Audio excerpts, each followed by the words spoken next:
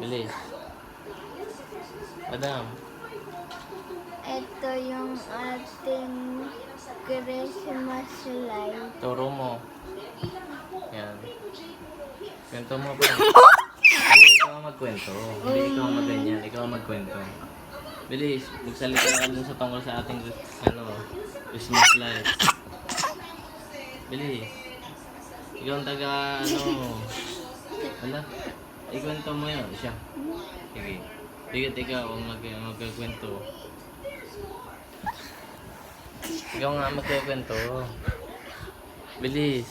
Kwento mo yung yung binili nating Christmas lights. Bilis. Tuwan-tuwa ang mga anak sa Christmas lights. Bilis. Paano ka magbablog niyan?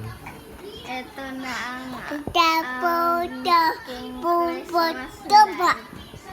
Ito na ang aking Christmas light Na binili mo. na binili ko.